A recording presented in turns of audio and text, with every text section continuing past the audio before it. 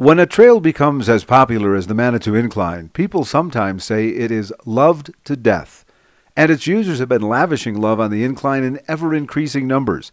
According to a counter installed by the city of Manitou Springs, weekend days have been attracting upwards of 2,000 people a day. Since the counter went active in July of 2013, more than 200,000 trips up the incline have been recorded. Beyond the wear and tear caused by the heavy foot traffic, it is the forces of nature that take the greatest toll on the incline, particularly the torrential rains in September of 2013. Once it starts opening up like that, like it has been, it just gets worse a lot quicker as well. So it's important, I think, that we get on it this summer. My name is Don Jacobs. I've been a civil engineer for about 20 years. I specialize in drainage and flood control. From a design standpoint, we're really trying to slow that water down. We're trying to get it off the trail. I think that's the key really to the whole design. The biggest engineering challenge on it is that it's on an unstable slope. Everything out there is trying to move downhill with gravity. The other challenge is construction is going to be very difficult. Getting materials and workers and equipment up there, the access is so limited and it makes it difficult. We have landscape architects that have had a lot of great input on the project. You know, we have soils engineer providing input. We had a contractor who specializes in steep slope construction on our team providing advice. That contractor operates some kind of crazy equipment that can kind of walk down real steep slopes, and they do a lot of rock scaling and slope stabilization.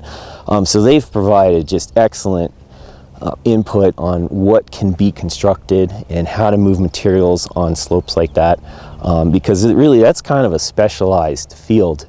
The design that we came up with really will look similar, I think, to what you see out there today, but it'll be a lot more cleaned up, and you know, really you could think of it as a beefier system. You see a lot of walls out, makeshift walls next to the trail, made out of plywood and small pieces of wood. We're really going to have more robust walls, and that will really help stop the water from washing all the material down. You know, all of us love the way the incline is, like you said, the character of it. So yeah, it's very important that we maintain that and be able to use the incline, you know, feel like it's always felt, like a kind of crazy climb up a weird railroad grade. Just as they climb and clamber up its steep slope, incline loyalists have stepped up in many other ways, with financial support, attending fundraising events organized by the nonprofit Incline Friends Group, and contributing countless volunteer hours on trail maintenance projects. Valiant efforts, and yet stabilizing the incline, giving it some durability and sustainability for the future, will require professional engineering, a lot of materials, and major construction work. The way it's so steep on those soils right now, it will always require maintenance. Well, you know, we're not going to be able to get away from just letting the thing sit there for years and years without maintaining it. You know, the big problem, if nothing is done, is that, you know, that slope, like I said, is moving downhill, and it's going to take the railroad ties and the trail with it. So give it enough time, and we don't know how long that would be, but it may not be that long. A good section of that just may come right down the mountain and be gone, and then we wouldn't have anything